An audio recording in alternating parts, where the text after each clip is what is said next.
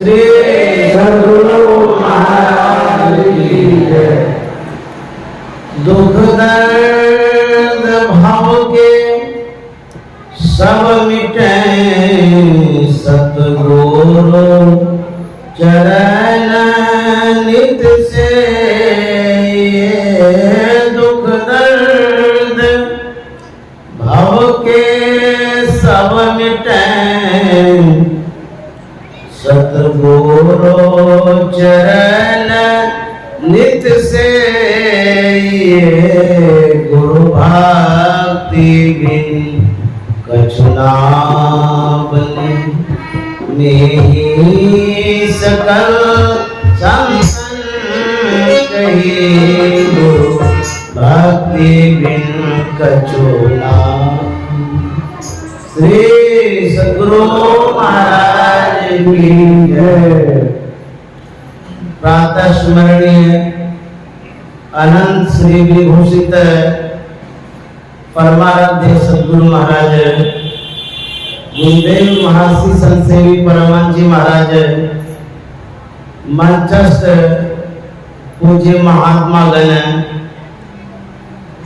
खापुर गांव के प्रबुद्ध सत्संग प्रेमी महानुभाव, माता बहनों, हम लोग महेश्वर बाबा से संतमत की सार बातें सुन रहे थे।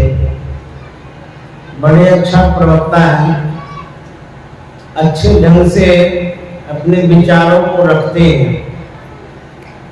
आज का जो आयोजन है यह ज्ञात कराया गया है कि श्रीमान कैलाश पोदार बाबू के द्वारा यह कार्यक्रम रखा गया है और उनके जो सुपुत्र हैं श्रीमान विनोद बाबू, विनोद पोदार जी, बड़ा अच्छा ही पिता और पुत्र का स्वभाव संस्कार रहा है। जिनके मन में सत्संग की भावना जागृत हुई, सराहनीय विचार। अभी हम लोग महेश बाबा से सुन रहे थे सत्संग से क्या फल मिलता है। मैं सुनी सुनाई बात नहीं करूंगा, आंखों देखी बात कर रहा हूं। जिस सभा स्थल पर हम लोग विराजमान हैं, यह जो जगह है, यहाँ पर एक छोटी सी दुकान थी। कैलाश बाबू के जो पिताजी थे दुकान पर बैठते थे, कैलाश बाबू भी बैठते थे। हम लोग कुछ सौदा खरीदने के लिए आते थे। दुकान में जो सामान जरूरी वाला होता था खरीदते थे, अथवा यहाँ बैठ करके गप भी करते थे। क्योंकि कैलाश बाबू से जो निकटता रही है, इस कारण से हम लोग बैठ के गप कर सब करते थे। परिवार के तरह ही हम लोग मिलते जुलते थे। मैंने देखा उस समय छोटी सी दुकान थी, फूस का घर था। उस छोटी दुकान में बैठ करके सब परिवार सद्गुरु महाराज को भी याद करते थे और जो स्वरोजगार होता था सो भी करते थे। सत्संग के प्रति जो लगाव रहा आज तक, कैलाश बाबू के आर्थिक जीवन में अतुलनीय परिवर्तन देखा गया। जहाँ झोपड़ी थी आज विशाल बिल्डिंग है, और जहाँ छोटी सी दुकान थी यहाँ विशेष कारोबार हो रहा है। यही सत्संग का फल है। सत्संग से जीवन में परिवर्तन होता है, बदलाव आता है। आर्थिक स्थिति से हम विशेष स्थिति में आ जाती है। यह प्रभाव है, सद्गुरु की कृपा है। जिनके भी जीवन में परिवर्तन हुआ है गोस्वामी जी ने तो कह दिया, मत की रति गति भूति भलाई, जब जय जतन जहाँ जय पाई, हो जानब सत्संग प्रभाव, लोको वेद न आनु पाओ। सत्संग के प्रभाव से जीवन में परिवर्तन होता है। मैंने जो आंख से देखा वही बात आपके सामने रख दिया। तो जो कोई सत्संग में आते हैं उनको लाभ मिलता है। सदगुरु महाराज बाराट स्टेशन में थे, ट्रेन के इंतजार में। कुछ लोग वहाँ पर ट्रेन का इंतजार कर रहे थे। वहाँ पर शिक्षित लोग थे। उन्होंने देखा कि महात्मा जी ट्रेन का इंतजार कर रहे हैं। उनके मन में हुआ कि महात्मा जी से मिलें, दर्शन प्रसन करें, कुछ जिज्ञासा का समाधान कर लें। एक शिक्षक महोदय गुरु महाराज के करीब गए। उन्होंने गुरु महाराज से कहा कि आप महात्मा हैं, आप धर्म का प्रचार प्रसार करते हैं, मैं आपके बातों को सुन नहीं पाता हूँ, मैं तो आपकी बातों से अवगत नहीं हूँ, मेरे लिए आपका क्या उपदेश है, आप मुझे क्या कहना चाहेंगे। इस पर गुरु महाराज ने कहा था, आप क्या चाहते हैं। उस सज्जन ने कहा कि चाहना का तो अंत ही नहीं है, चाहना है तो बहुत होती है। बोले कि सभी चाहनाओं को समेट करके बोलिए। वह सज्जन चुप हो गया, कोई जवाब नहीं दे रहा था। तब गुरु महाराज ने कहा, आप अच्छी बुद्धि चाहते हैं। हाँ, ये तो बड़ी अच्छी बात है। अपना यश और कीर्ति चाहते हैं। बोले हाँ, ये भी अच्छी बात है। आपकी गति मरने के बाद अच्छी हो, ये चाहते हैं। बोले हाँ, एकदम चाहते हैं। आप संपत्ति चाहते हैं। बोले महाराज सब अच्छी अच्छी बात है, एकदम चाहते हैं। तो गुरु महाराज ने कहा, इसका मिलने का जो माध्यम है वो सत्संग है।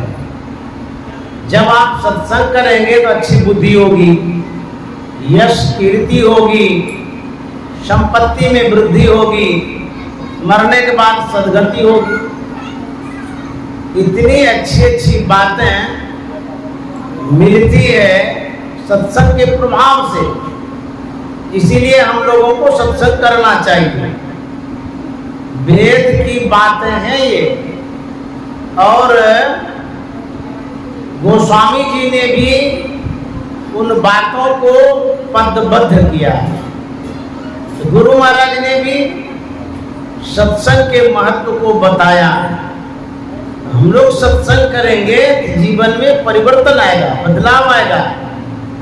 आपका जीवन बदलेगा, जिस स्थिति में है बेहतर स्थिति में आ जाएगी। ये प्रभाव होता है सत्संग का। जब मैं घर पर था उस समय मैं यह सोच भी नहीं सकता हूँ कि ट्रेन में जो एसी गाड़ी है उसमें हम बैठ सकें। हमारे सोचने से बाहर बात थी, लेकिन मैं सत्संग करते रहा, साधु संग करते रहा। गुरु महाराज की असीम अनुकंपा हुई, मैं उनके करीब चला गया और आज मैं हवाई जहाज से उड़ता हूँ। श्री सद्गुरु महाराज की।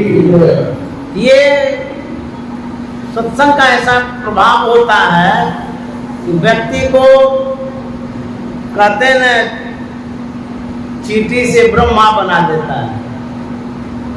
इसीलिए सत्संग से लागी रहो रे भाई, तेरी बिगड़ी बात बन जाए। कोई कहेंगे कि ऐसा कहीं होता है कि धन भी मिलता है, मिलता है। बहुत उदाहरण है, हम लोग सुने भी हैं, पढ़े भी हैं। गुरु महाराज का अद्भुत अद्भुत चमत्कार भी हुआ है।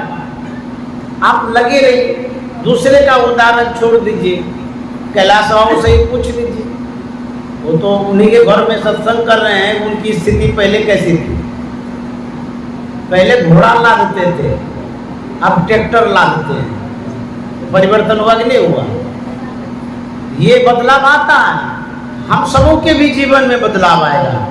लगे रहेंगे तो निष्ठा से, प्रेम से, श्रद्धा से सत्संग करते रहेंगे, क्या नहीं हो सकता है। हम आप नाला के जल को देखते हैं, उसमें अशुद्ध जल होता है। उस जल से आप हाथ नहीं धो सकते हैं, कुल्ला भी नहीं कर सकते हैं। लेकिन वही जल बरसात के समय या बाढ़ के कारण गंगा जी में मिल जाए, उसी जल से आप स्नान भी करेंगे, जलपान भी करेंगे। यह परिवर्तन होता है। हम में क्षमता नहीं है, लेकिन यदि क्षमतावान के पास पहुंच जाते हैं, विशेष क्षमता भी हो जाती है। इसलिए कहते हैं सद्गुरु के शरण में रहिए। सद्गुरु कितने क्षमतावान है? सद्गुरु सुख के सागर, शुभ गुण आगर, ज्ञान उजागर है। पूरे ब्रह्मांड में उनकी सत्ताएं हैं। आप घर में जो बिजली का उपयोग करते हैं, पावर हाउस से आता है। आपके पास कौन बिजली होती है?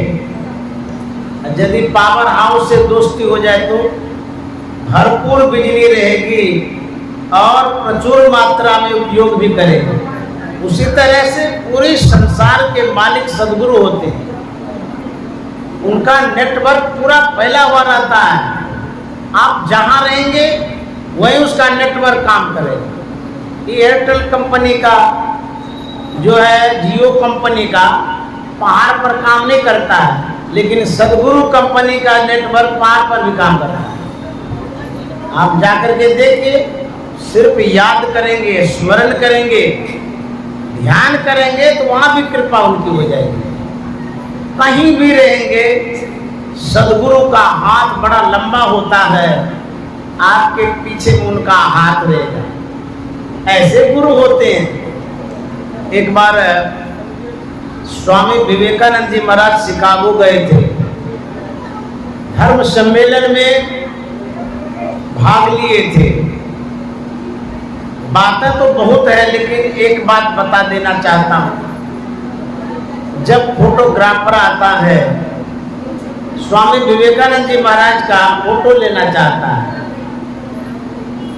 कैमरा सामने में लाता है, लेंस मिलाता है, फेस को मिला रहा था, चेहरे को मिला के ही फोटो लेते हैं। जैसे फोटो लेना चाह रहे थे, पीछे में कोई बुजुर्ग महात्मा नजर आए। फोटोग्राफर के मन में होता है, महात्मा पीछे में कहां से आ गए? तो अकेले थे। फिर कैमरा जब हटा दिए तो देखते वहां कोई नहीं है। फिर कैमरा सामने में रख करके मिलाने लगे। जैसे मिलाने लगे, फिर कोई बुजुर्ग महात्मा नजर आए। फिर हटाते हैं, देखते हैं कोई नहीं है। कैमरा में सोचता है कि जब हम फोटो लेना चाहते हैं स्वामी जी का, कोई महात्मा कहाँ से आ जाता है? जब कैमरा हटाते तो कहाँ चला जाता है, पता ही नहीं लगता है। तीसरी बार ले रहे थे, फिर जब महात्मा सामने में आ गए तो कैमरामैन को रहा नहीं गया, गए स्वामी जी के पास। स्वामी जी ने स्वामी जी से कहा कि स्वामी जी, जब मैं आपका फोटो लेना चाहता हूँ, आपके पीछे कोई बुजुर्ग महात्मा नजर आते हैं। स्वामी विवेकानंद जी महाराज ने कहा मेरे पीछे तो कोई नहीं। बोले सो तो मैं देख रहा हूँ कि कोई नहीं है, लेकिन जिस समय आपका फोटो लेता हूँ उसी समय वो पीछे में हो जाते हैं। स्वामी विवेकानंद जी महाराज ने कहा तो कैसे महात्मा? बोले अमुक अमुक रंग रूप के हैं, दाढ़ी भी है, इस आकार प्रकार के हैं। जैसे ही स्वामी विवेकानंद जी महाराज को पता चला हमारे गुरुदेव रामकृष्ण परमहंस हैं, तो वो वही रोने लगे। देखिए, जो गुरु बसे बनारसी, शिष्य समुंदर तीर, एक पलक बिसरे नहीं, जो गुरु होए शरीर। सदगुरु हमारे साथ होते हैं, लेकिन विस्मृति नहीं होनी चाहिए, याद रखना चाहिए। स्मरण में यदि सदगुरु होता रहता है तो सदगुरु कृपा करने में अपडेट रखते हैं, मोबाइल को भी अपडेट करते हैं। कृपा यदि चाहते हैं, अपडेट कृपा, तो अपडेट कृपा चाहते हैं तो याद करते रहिए। याद करने का माध्यम एक सत्संग है। हम लोग जो स्तुति विनती करते हैं वो भी याद करने का माध्यम है। अभी जो कैलाश बाबू सत्संग करा रहे हैं, ये भी सदगुरु को याद करने का माध्यम है। इस तरह से यदि आप गुरु से जुड़े रहते हैं, उसकी स्मृति यदि बनी रहती है, आपके पीछे पीछे कृपा होती है। वो कृपा कहीं दूर नहीं होती है, आपके साथ वो कृपा होती है। सदगुरु की कैसी कृपा होती है, एक पंजाब की कहानियों के माध्यम से बताना चाहूंगा। एक गरीब आदमी था, इतनी गरीबी थी, उन्होंने दीक्षा लिया बाबा नानक साहब से, लेकिन दक्षिणा एक पैसा भी नहीं दे पाया। बहुत गरीब व्यक्ति था। दीक्षा तो ले लिए, भरा गए। उस व्यक्ति का नाम था झंडा। वह गुरु के बताए अनुसार अपना ध्यान भजन सत्संग करने लगा। गुरु की मौज होती है, कभी कभी गुरु परीक्षा भी लेते हैं। उनके गुरु ने अपने शिष्यों से कहा कि झंडा दीक्षा लिया है, दक्षिणा तो दिया ही नहीं, जाकर के उनसे कहो कि जो दीक्षा लिया है दक्षिणा में 500 रुपये गुरु जी मांग रहे हैं, तो आके चले आना। आज्ञा पाकर के शिष्य जाता है और झंडा से कहता है, आप गुरु महाराज से दीक्षा लिए, दक्षिणा एक पैसा भी नहीं दिए। गुरु महाराज ने कहा है कि जाकर के दक्षिणा पहुंचावे, वही 500 रुपये।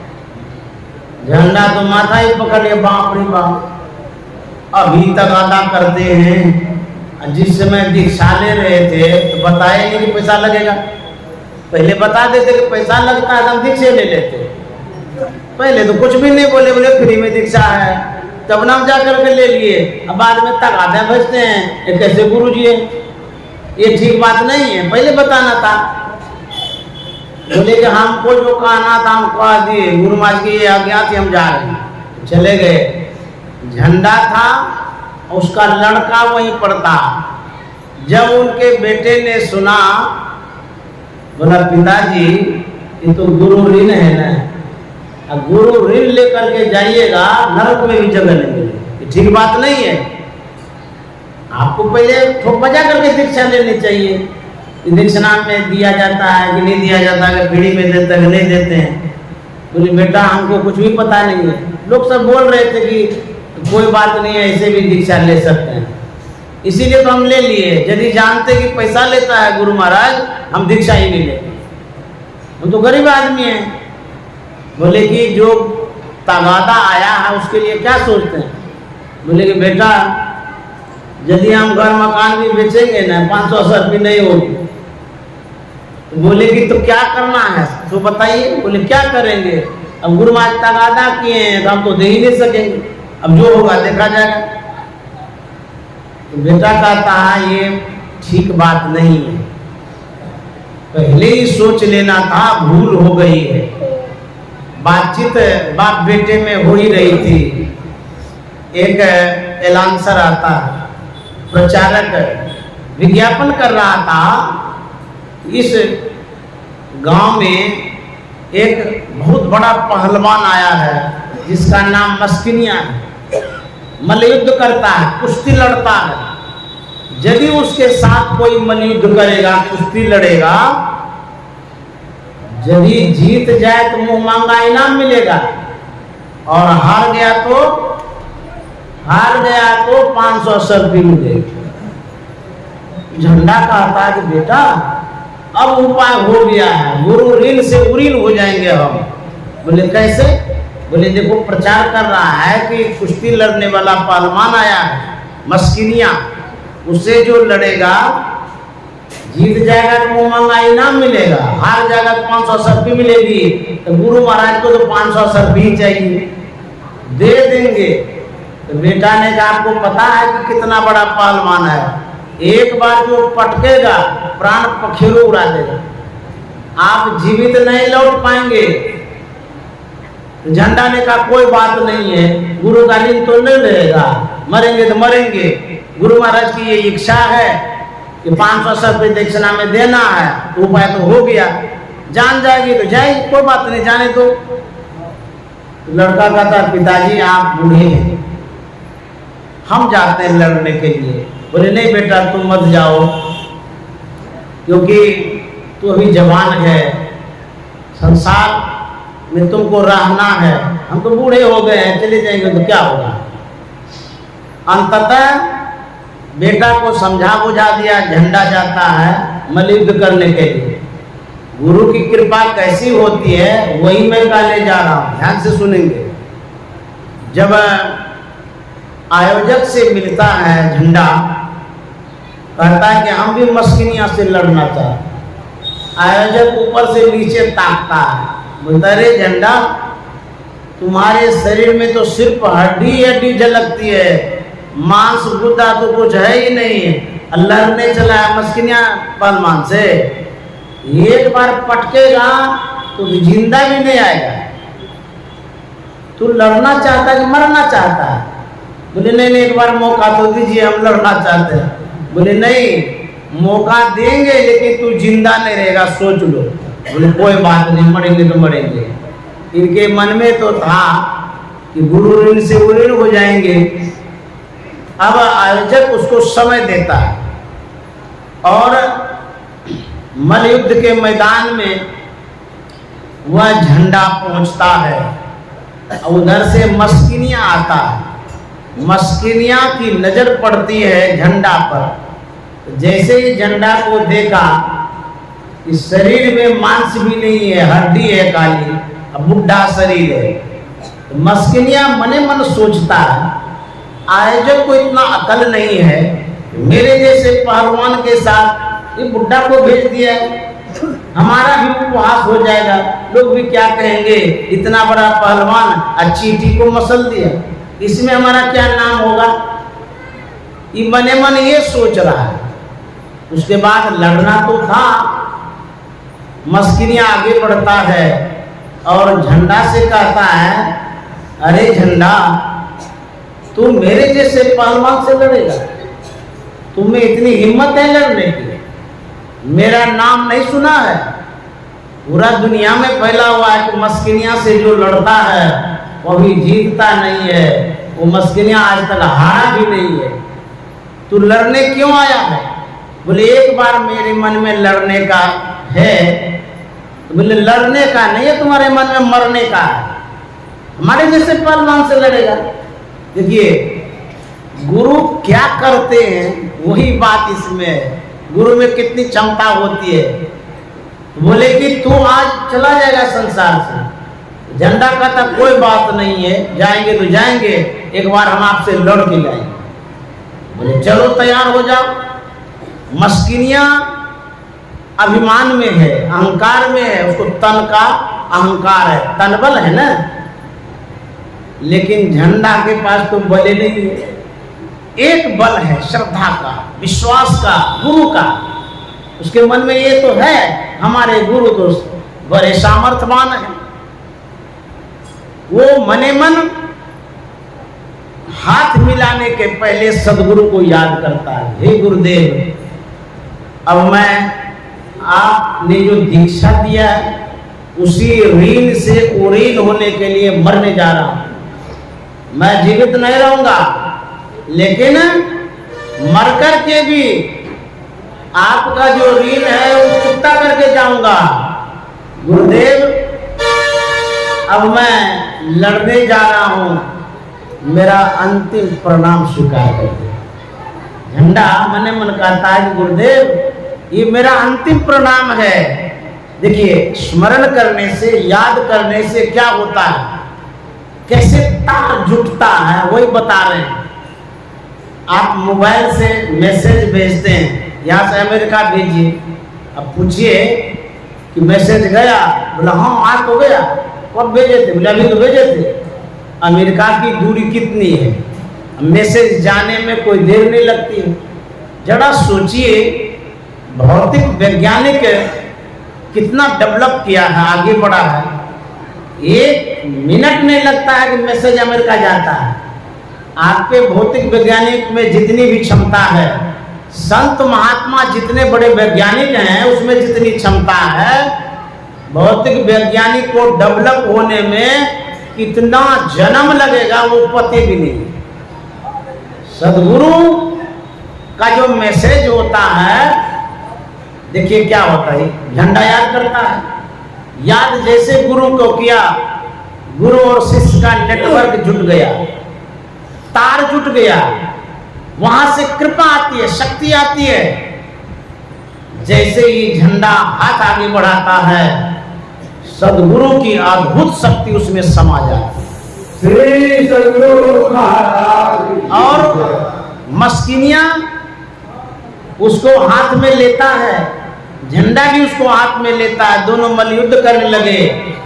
होते होते कुछ ही क्षण जो बीता, झंडा में इतनी शक्ति आ गई, उतने बड़े पहलवान मस्किनिया को 4 चित्त कर दिया, छाती पर चढ़ गए। श्री सदगुरु महाराज की जय। मस्किनिया कहता, अरे झंडा ये कैसे हो गया, मैं तो पहली बार हारा हूं, आज तक मुझे किसी ने कटका नहीं है। बड़े बड़े पहलवान से मैंने मल्लयुद्ध किया है, लेकिन मैं जो सोच रहा था कि तुम्हारे शरीर में खाली हड्डी है, मांस नहीं है, ये शक्ति कहां से आ गई, तुमने हमको कैसे पटक दिया। झंडा कहता है कि मस्किनिया, तुमको शरीर का बल है, हमको सदगुरु का बल है। श्री सदगुरु महाराज। बोले सदगुरु का ऐसा बल होता है, ऐसी शक्ति होती है, वो तो यहाँ है नहीं। बोले वो यहाँ नहीं है, लेकिन मेरे हृदय में है। हमारे सदगुरु हमारे हृदय में है, उसी के शक्ति से हम पटक दिए हैं। बोले बाप रे बाप, सदगुरु ऐसे होते, ऐसे आदमी के अंदर में इतनी शक्ति भर देते हैं। आपका मनोबल स्ट्रांग होना चाहिए, मजबूत होना चाहिए। कोई भी कार्य आपके लिए कठिन नहीं होगा। यदि सदगुरु पर आप समर्पित हैं तो सब सरल सुगम हो जाएगा। तब आयोजक आता है, जय जयकार हो गया, बाप रे बाप, ये तो अनर्थ हो गया, झंडा कैसे पटक दिया। आयोजक ने कहा कि झंडा तू ऐसे कैसे चमत्कार कर दिया जी। बोले मैंने कोई चमत्कार नहीं किया, मुझ में कोई शक्ति नहीं है। बोले तब? बोले ये गुरु की शक्ति है। बोले अच्छा तुमने पटक तो दिया, लेकिन हम लोग जो इनाम रखे हैं, मस्किनिया को पटकने का इनाम है मुंह मांगा। जो तुम कहेगा वही तुम्हें मैं दे दूंगा। बोलो क्या चाहिए तुमको। झंडा ने कहा कि हमको 500 रुपये चाहिए। आयोजक ने कहा कि 500 रुपये तो हारने वाले को मिलती है, तू तो जीत लिया है। झंडा कहता है जीत मेरी नहीं हुई है, जीत सदगुरु की हुई है, इसलिए सदगुरु को 500 रुपये दे दीजिए। श्री सदगुरु महाराज की जय। अब देखिए सदगुरु कैसे होते, उनकी कैसी कृपा होती है। गुरु हरि चरण में प्रीति हो, युग काल क्या करे, क्या करे,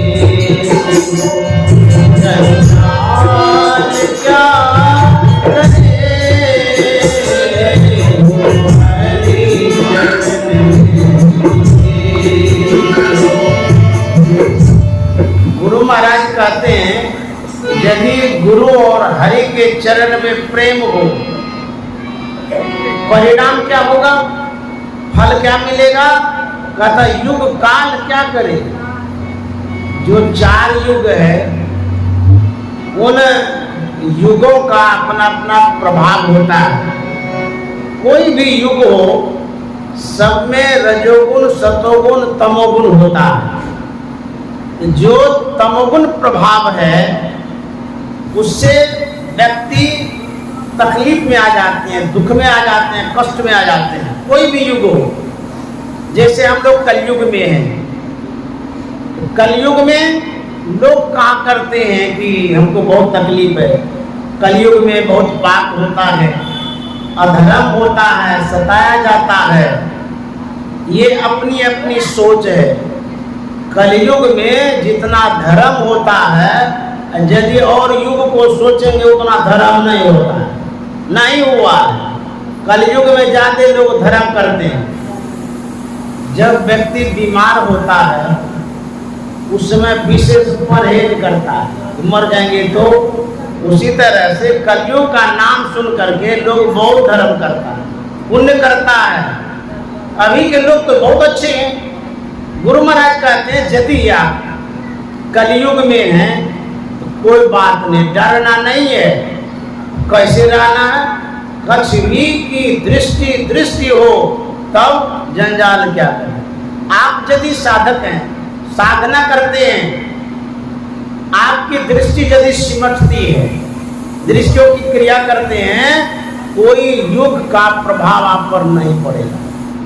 सभी युग में दुख हुआ है, कलयुग में दुख है। यदि बचना चाहते हैं तो गुरु महाराज उपाय बताते हैं, कछवी की दृष्टि हो तो जंजाल क्या करे। आपको दुख नहीं होगा, कष्ट नहीं होगा, जंजाल कुछ नहीं करेगा। गुरु सत गुरु सम हित नहीं को, इस दिन कारी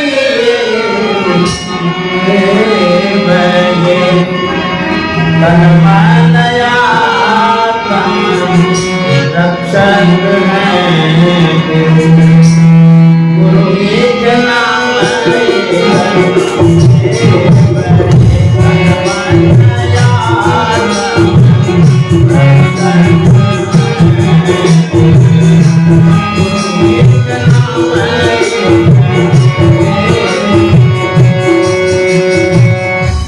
आप लोग बहुत अच्छे कलाकार हैं, बहुतायत में भी है, आपकी कला भी अच्छी है, लेकिन आप कहे गए हम अकेले, हमारे गला को आप लोग दबा देते हैं। तो थोड़ा हमको भी ऊपर उठने दीजिए, है ना। इतना दबा दीजिएगा तो हम सांसें नहीं ले सकेंगे। तन मन तम रक्षक गुरु एक नाम माता होते बड़ी शोभ करे, होते अधिक आई उन मालिक होते बड़ी कृपा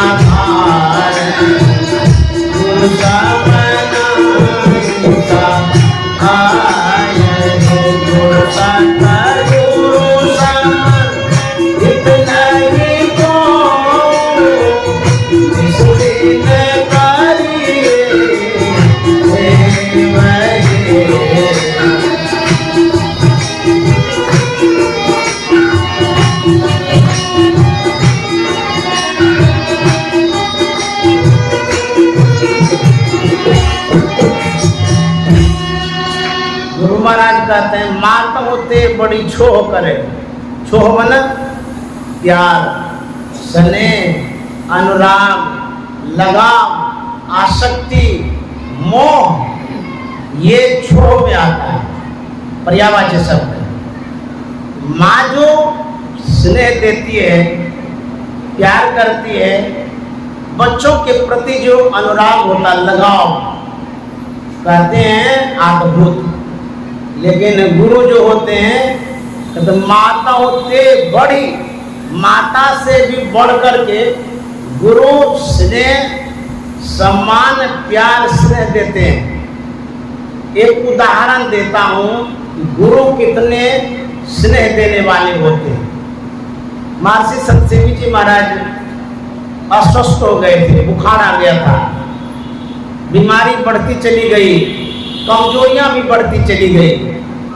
अंततः गुरु महाराज कुप्पा घाट से धरारा लेके चले गए।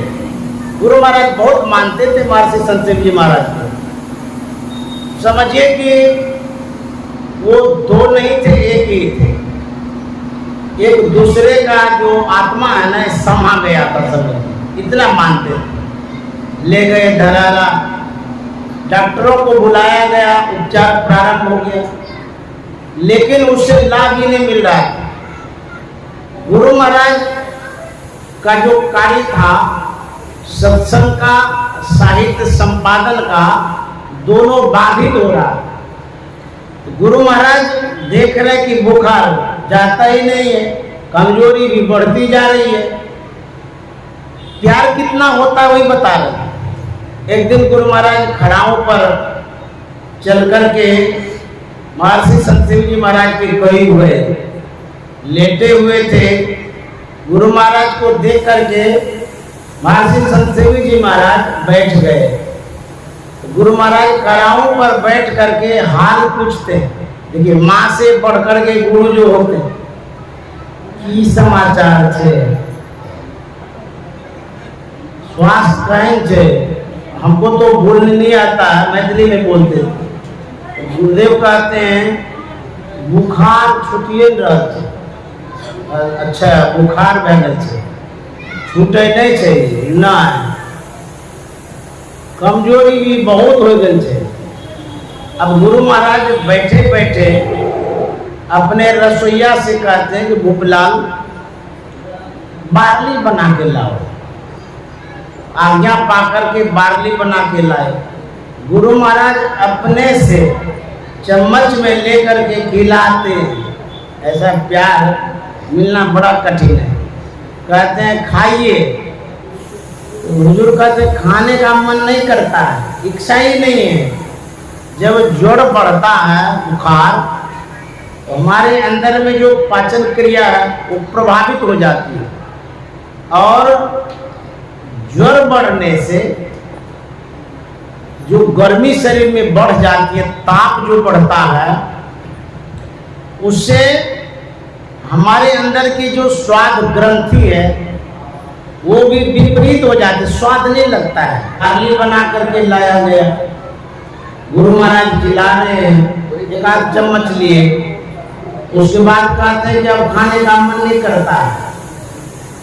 तब गुरु महाराज ने कहा ऐसा करिए, इसमें मिश्री मिला दीजिए, स्वाद आ जाएगा, कुछ बदल जाएगा। तो मिश्री मिला दिया गया।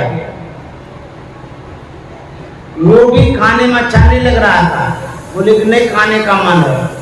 फिर उसमें दूध मिला के दिए, वो भी एक आध चम्मच लिए। उसके बाद गुरु महाराज कहते हैं नहीं खाइएगा तो कमजोरी हो जाएगी ना, बुखार है, उसमें खाना चाहिए। उन्होंने कहा कि खाया ही नहीं जाता है। बोला अच्छा, नहीं खाया जाता है। आज ऐसा करते हैं, भूपलाल से कहे कि एक नींबू ले आओ, उसमें निचोड़ दो। जो बार्ली थी उसमें नींबू निचोड़ दिया गया, नमक दे दिया गया। बोले अब खाइए, अलग लगेगा ये खाने में। अब गुरु आज निहोरा कर रहे हैं तो आज्ञा पालन भी करना है, लेकिन खाया नहीं जा रहा था। फिर भी थोड़ा सा लिए। उसके बाद बोलेगा हुजूर नहीं खाया जाता है।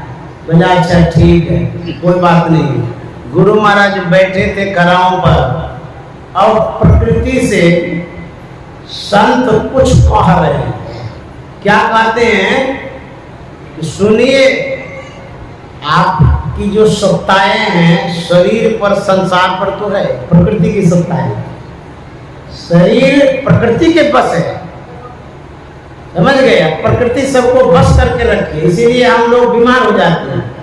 तो गुरु महाराज मने मन कहते हैं आपकी प्रतिष्ठा मैंने अभी तक तो रखी, हम कुछ नहीं कहें कि हमारा सेवक है बीमार हो गया है। जो सत्संग का कार्य है, साहित्य का काम है, उसमें भी बाधाएं हो रही है, ये तो पुण्य का काम है ना। अब प्रकृति से कहते हैं यदि इसमें आप टेंगा रहिएगा तो ठीक होगा, इसीलिए कोटि कर दीजिए। अब मैंने भी प्रयास करके देख लिया, सदगुरु वैद्य होता है, सदगुरु वैद्य वचन विश्वासा संयम ज्ञान विषय करासा। गुरु महाराज भी प्रयास कर लिए, डॉक्टर से प्रयास करवा लिए, तब मने मन कहते हैं अब इनको छोड़ दीजिए, बुखार से कहते हैं, नहीं तो आगे तो और कमजोर हो जाएंगे, कुछ हो जाएगा तो हमारा सब काम रुक जाएगा। गुरु महाराज मने मन सोच करके वहां से उठे, जैसे ही कुछ कदम आगे बढ़ाए वो जो बुखार था उसी समय भागे। श्री सद्गुरु महाराज की कितना प्यार मिला, किस तरह से देख रेख की। एक सेवक हैं और संत सेवा में हाजिर है, बुझिए तो माँ की भूमिका सदगुरु निभाते हैं। इसलिए माता होते बड़ी छोह करे पिता होते अधिक भाई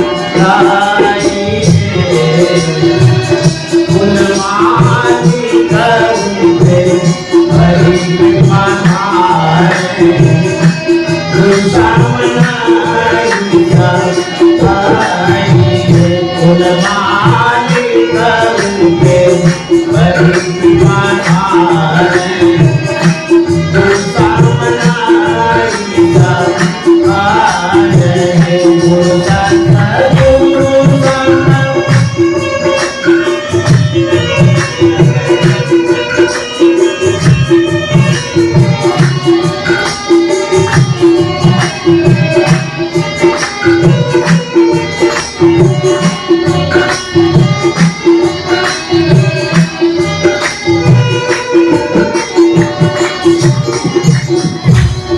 अब देखिए उस समय तो गुरु महाराज थे,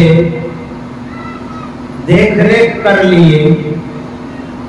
अभी हम लोग स्थूल रूप में गुरु महाराज को तो नहीं देख पा रहे हैं, अभी कैसे देख रेख करते हैं? मैं परिवार से दूर रहता हूँ, मेरे साथ कोई भी नहीं है।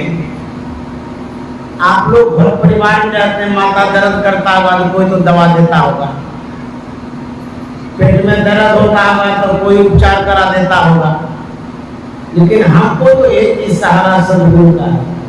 रात में दिन में कुछ भी होता है वही देखते हैं और सूक्ष्म रूप से देखते हैं, अद्भुत कृपा करते हैं वो। मैं सत्संग कार्यक्रम से जा रहा था तो मेरी सांसें उठ गई, धड़कन बढ़ती चली गई। दोपहर का सत्संग था, अब करें तो क्या करें, नहीं जाते हैं तो बड़ी बेइज्जती होगी, कार्यक्रम दे दिए है ना, जाए तो कैसे जाए? टेम्पो से जाना है, बस से जाना है, रिक्शा से जाना है, कोई तरह का घटना न घट जाए, मेरे मन में ये हो रहा था। फिर गुरु महाराज के पास गए, गुरु निवास में। मैं अभी भी जाता हूँ गुरु निवास में, जो तस्वीर लगी हुई है, आप श्रद्धालु जो धुपड़ा सुनाते हैं, वहां जाकर मैं प्रार्थना कर देता हूँ और सही में गुरु महाराज की ऐसी कृपा हो जाती है, भयंकर से भयंकर संकट से दूर कर देते हैं।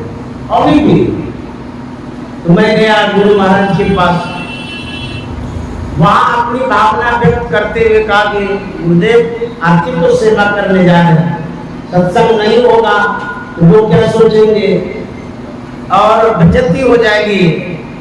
गुरु महाराज से मैंने कहा कि लाज बचाइए, हमें जाना है, लेकिन परिस्थिति ऐसी है, हार्ट में दिक्कत है, सांस बढ़ती चली जा रही है। अब क्या करें?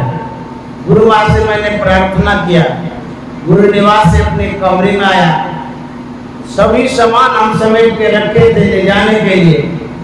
हिम्मत करके हम उठाए सामान, निकले वहां से, धीरे धीरे जा रहे थे, सोचते भी जा रहे थे क्या हो रहा है। जाते जाते कुप्पा घाट का जो मेन गेट है, जिस दरवाजे से प्रवेश करते हैं, प्रथम प्रवेश द्वार जो है, उसको मैं लांघता हूँ, पैर आगे बढ़ाता हूँ। एक पैर बढ़ाया, दूसरा पैर बढ़ाया, अब टेम्पो के पास जाएंगे। टेम्पो पर चढ़ने के पहले मेरा हार्ट नॉर्मल हो गया। श्री सद्गुरु महाराज की बड़ा विचित्र हुआ। खूब बढ़िया से सत्संग भी किए, अब बढ़िया जहाँ जहाँ घूमना था घूम घाम के आए, और अभी भी वैसी स्थिति नहीं आई है। सूक्ष्म रूप से कृपा करते हैं। इसलिए माता होते बड़ी सोहत पित होते अधिक लाई, कुल मालिक होते बड़ी कृपा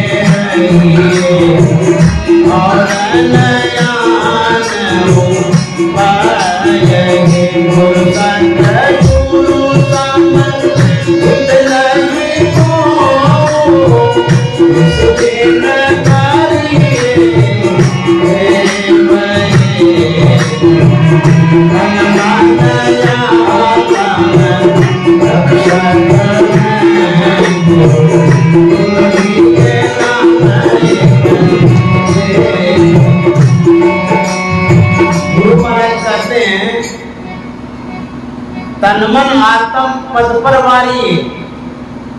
गुरु को जब आप समर्पित करते हैं, चढ़ाते हैं, भेंट करते हैं, तो कहते हैं यह एक सेवा है। तो भेंट क्या करेंगे? सदगुरु मांगते हैं क्या? लोग मांगते तो नहीं है, लेकिन श्रद्धा भाव से समर्पित करना चाहिए। क्या समर्पित करेंगे? यदि आपके पास धन है, धन से सत्संग कराइए, ये सदगुरु की सेवा, ये अर्पण है। यदि आपके पास अच्छा तन है, तो सदगुरु के दरबार में जाइए, हाजिरी लगाइए, उनकी कृपा होगी।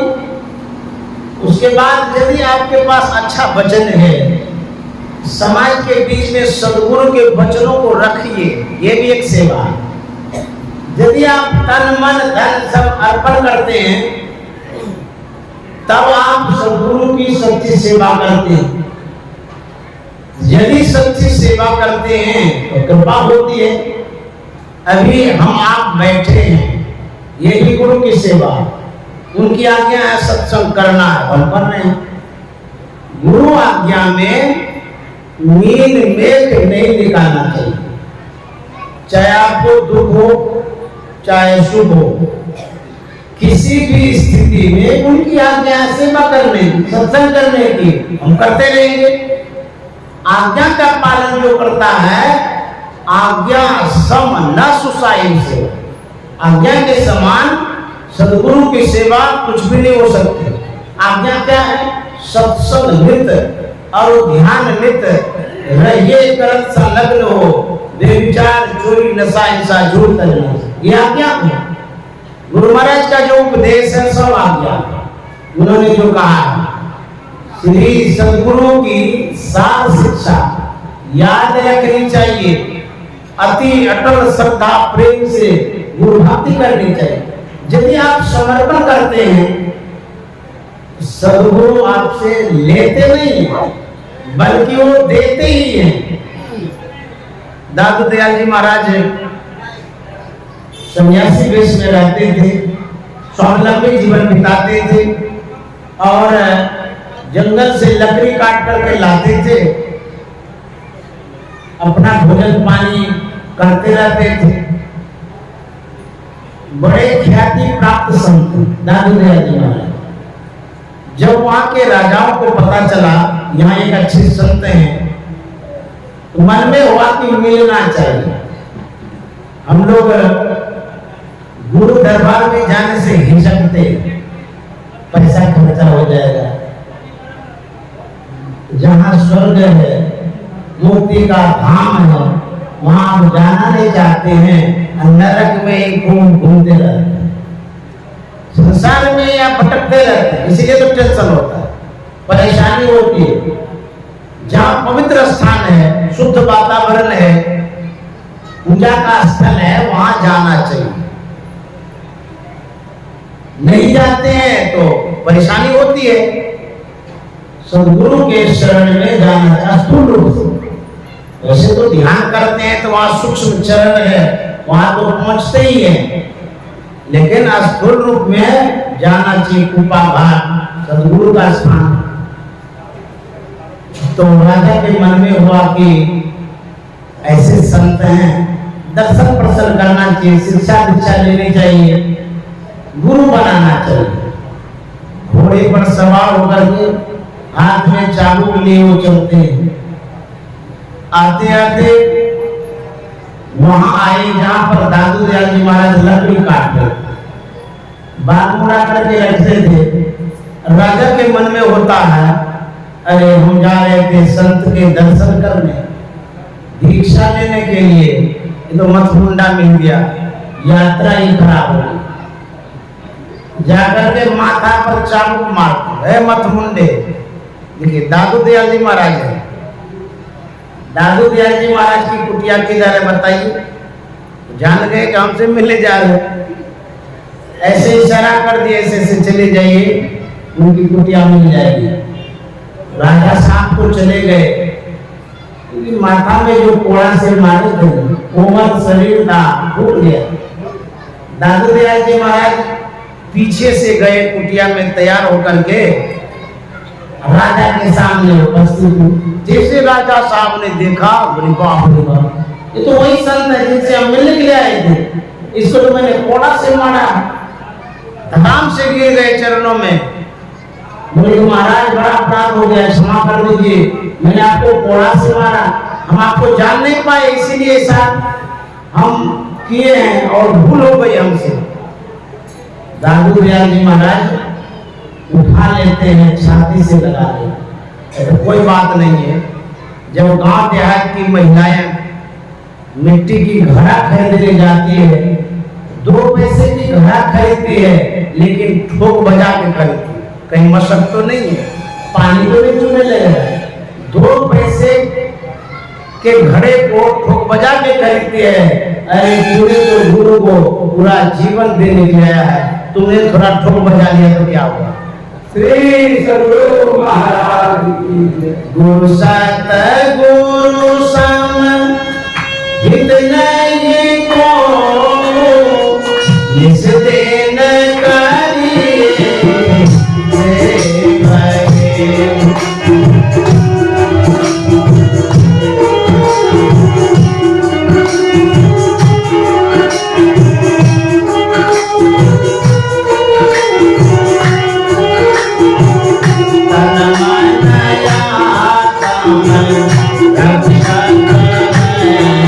Thank you.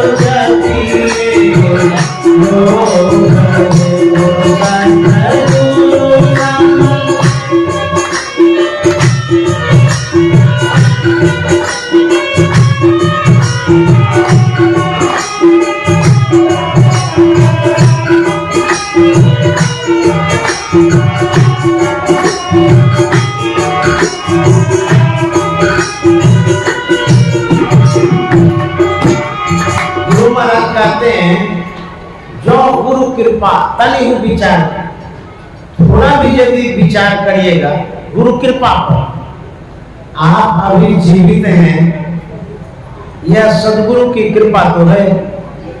कोरोना काल में हमने अपनों को खोया, कितनों को खोया पता ही नहीं चला। आज हम कोरोना काल से यदि उबर पाए हैं, ये भी सब गुरु की कृपा है। उनकी कृपा तो क्षण क्षण होती रहती है, हर क्षण होती रहती है, हर पल कृपा वो करते रहते हैं। और शरीर रहते कृपा करते हैं और शरीर छूटने के बाद भी कृपा करते हैं। सदगुरु महाराज बहुत कृपा करते हैं, इसलिए कहते हैं जो गुरु कृपा तनि विचार है। तो कहते हैं मिटे कल्पना सोगे, आपके अंदर में जो कल्पनाएं हैं, इच्छाएं हैं, जिसके कारण आप दुखी होते रहते हैं, तो वो सब मिट जाएगा। और गुरु महाराज कहते हैं कि गुरु सम दाता साहिब नहीं, गुरु गुरु जपिए लोग, गुरु के समान देने वाला कोई नहीं। गुरु क्या देते हैं? सदगुरु सदज्ञान देते हैं। सदगुरु महाराज सदगुरु सब कुछ दिए, इसमें तो सब आ गया। देत कछु ना रहे हम अभागिन नारी, सुख तजी दुख लो। हम लोग तो लेने भी नहीं आता, सदगुरु सब कुछ देते हैं, बाकी कुछ नहीं रखते हैं। लेकिन जो पात्र है, जो व्यक्ति है, उसको लेने भी नहीं आता। जैसे मान लिया जाए यहाँ पर प्रधानमंत्री आ जाए, वो कहेंगे कि आप लोगों को जो चीज चाहिए बोलिए।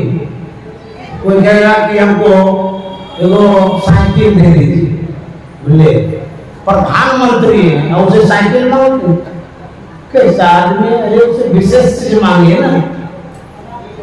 एक मैंने पुस्तक लिखी है महर्षि में एक अद्भुत चमत्कार, उसमें एक संस्मरण आया है गुरु महाराज का। गुरु महाराज व्हील चेयर पर टहल रहे थे, घूम रहे थे। उधर हरिजन का टोला है हॉस्पिटल के बगल में, उधर से एक मजदूर आश्रम आ रहा था, वो काम करता था बराबर। गुरु महाराज उस चबूतरा के पास घूम रहे थे व्हील चेयर पर। जैसे वो गुरु महाराज के सामने आए, उन्होंने प्रणाम किया गुरु महाराज को। गुरु महाराज मौज में आकर के कहते हैं, तू कहाँ जा रहा है इधर? बोले हुजूर आश्रम में कुछ काम करते हैं, लेबर मजदूर। बोले अच्छा। बोले कि अच्छा तुमको क्या चाहिए? गुरु महाराज मौज में आकर के कहते हैं तुमको क्या चाहिए? वो मजदूर कहता है 5 किलो चावल। गुरु महाराज ने कहा कि इनको दे दो 5 किलो चावल। ले बोले इसी में सब परिवार का हो जाएगा। साक्षात संत हैं सदगुरु महाराज हैं, अब 5 किलो चावल मांगते हैं। इसका मतलब है मांगने के लिए नहीं आता। गुरु महाराज कहते हैं प्रेम भक्ति गुरु दीजिए, बिंदुओं कर जोड़ी, पल पल छोड़िए सूर्य गुरु। गुरु महाराज प्रेम और भक्ति मांगते हैं। कहेंगे प्रेम भक्ति से क्या होता है? प्रेम यदि है तो स्वर्ग आपके पास है, यदि प्रेम नहीं है तो नरक आपके पास है। घर में आप 5 परिवार के साथ रहते हैं, यदि खटपट करते रहते हैं नरक जैसा जीवन लगता है। भले 2 व्यक्ति हैं, मेल से रहते हैं, प्रेम से रहते हैं, आपको सुकून और शांति मिलती है, बड़ा अच्छा लगता है। प्रेम यदि है तो आपके पास सब कुछ है, प्रेम नहीं है तो कुछ भी नहीं है। एक जगह 3 अतिथि गए, जिस गृहस्थ के यहाँ गए थे, पेड़ लगाए, आवाज लगाए, उधर से एक महिला आई। महिला पूछती है क्या बात है? बोले कि जो भी बात है हम आपको नहीं कहेंगे, आपके घर में आपके पतिदेव हैं। बोले नहीं, अभी तो नहीं है, पड़ोस में घूमने गए। बोले उनको आने दीजिए तब कहेंगे। उनके पतिदेव आ गए। बोले 3 अतिथि आए हैं, वो अंदर नहीं आ रहे हैं। मैंने आग्रह किया फिर भी नहीं आए। बोले क्या बात है? बोले कि जो भी बात है आपके पतिदेव को बताएंगे, आपको नहीं बताएंगे। बोले कि कौन कौन है? नाम पता पूछिए। नहीं पूछे, गुंडा ने पूछ आओ। तो तीनों से पूछा गया आपका क्या नाम है? एक ने कहा प्रेम, एक ने कहा सफलता और एक ने कहा धन। गए पति के पास, बोले कि तीनों ने बताया नाम सफलता, धन और प्रेम। बोले बड़ा विचित्र अतिथि। बोले बुला के लाओ। महिला आती है, बोले चलिए बुला रहे हैं अंदर। बोले सुनो, मेरा एक रूल है, नियम कानून है, तो हम लोग तीनों एक साथ नहीं जाते। तब बोले बारी बारी से जाते हैं, एक आदमी कोई जाएंगे, पूछ के आओ पतिदेव से। गई पूछने के लिए। बोले गजब का अतिथि है, कहता है कि हम बारी बारी से जाएंगे, एक ही आदमी जाएंगे, सब नहीं आना चाहता है, किसको बुलाए? तो पति ने कहा कि हमको बुलाना। तो वहीं पर पत्नी का दिन नहीं, सफलता को बुला देते। वहाँ एक बच्ची थी छोटी सी, बड़ी संस्कारी। उन्होंने नहीं पापा प्रेम को बुलाइए। तो तीनों का विचार हो गया कि ठीक है प्रेम को बुला ले। महिला जाती है, कहती है इसमें से प्रेम कौन है? बोला है कि हम प्रेम है। बोले आप चलिए, आप ही को बुलाए अंदर। तो प्रेम जा रहे थे, महिला आगे आगे थी। उसके बाद दोनों पीछे पीछे जा रहे थे। धन भी, सफलता भी है, प्रेम भी। तो जब मोड़ करके महिला देखती है तीनों आ रहे हैं, तो पूछती है आप तो बोले गाँव के लिए जाते हैं, यहाँ तक 3 हो जा रहे हैं, ऐसा क्यों? उस अतिथि ने कहा कि ऐसा इसलिए, यदि तो धन को बुलाती सफलता प्रेम नहीं जाता, अकेले जाता। यदि तू सफलता को बुलाती तो प्रेम धन नहीं जाता। तुमने जो प्रेम को बुलाया है, जहाँ प्रेम रहता है वहाँ सफलता धन होता है। इसलिए सद्गुरु पर समर्पण जब रखेंगे तो जाकर के आपके साथ सब कुछ हो सकता है। सद्गुरु की महिमा अनंत, उसकी महिमा अनंत है। अनंत क्या उपकार करते हैं? अनंत उपकार क्या करते हैं? लोचन, अनंत उघारिया, अनंत दिखावनहार।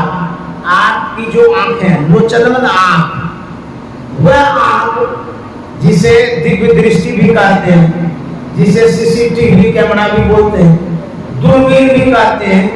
अच्छा मान लीजिए आपके पास 1 करोड़ रुपया है, कहाँ रख दिए सुविधा ही नहीं है, चश्मा लगाने के बाद भी नहीं सूझता है, रुपया काम है।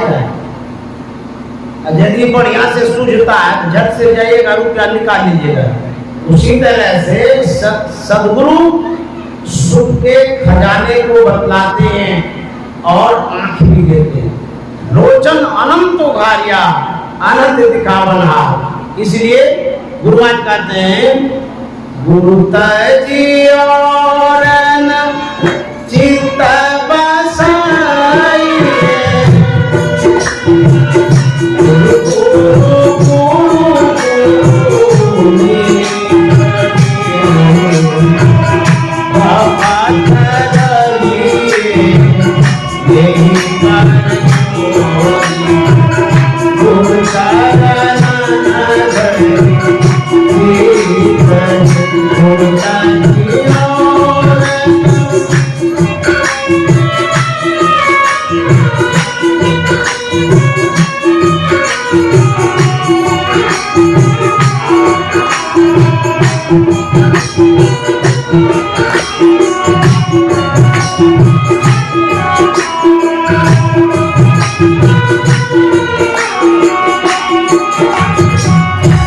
गुरु महाराज कहते हैं गुरु तजी और न चित्त बसाई। आप अपने चित्त को, ख्याल को, मन को गुरु में जोड़ करके रखिए। क्यों? गुरु का जो छोटा होता है जिसमें गाय भैंस को जोड़ते हैं, बड़ा मजबूत, बड़की नाव पर भी हम चढ़े हैं। जब इधर सुखा घाट से पार होते थे, उसमें एक लोहा का होता है गिरामी, उसको जमीन में गाड़ देते हैं, रस्सा मोटा लगा देते, नाव इधर से उधर नहीं भागती है। यदि ढीला खूंटा में नाव को बांधते हैं, हवा आने से नाव कहाँ चली जाएगी पता नहीं। इस संसार में सबसे मजबूत खूंटा और गिरामी गुरु का होता है। इसीलिए गुरुपाद कहते हैं गुरु तजी और न चित्त बसाइए। और गुरु गुरु जपिए लोग। गुरु महाराज कहते हैं जो गुरु ने बतलाया मंत्र जपने के लिए उसको जपते रहिए, जपत रहिए। मैं ही कर जोरी गुरु चरणन धरि चित्त है। गुरु महाराज कहते हैं जपते रहिए और इसी से आपका कल्याण होगा। अन्यथा और किसी खूंटे से यदि बनिएगा सब खूंटा उखड़ेगा। जब हवा आएगी ना दुख का, कष्ट का बयार जब आएगा, सब खूंटा उखड़ जाएगा। अब फिर पूजा पाठ करने के लिए कहीं से नहीं भागिएगा, दुख दूर नहीं होगा।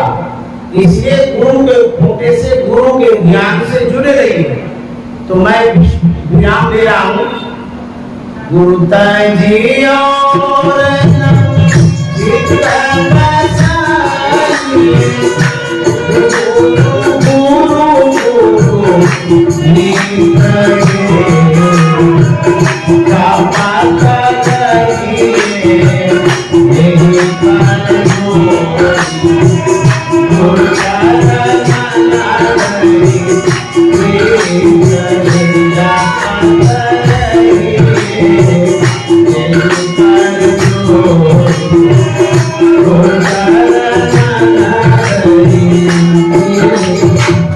श्री सद्गुरु महाराज की जय।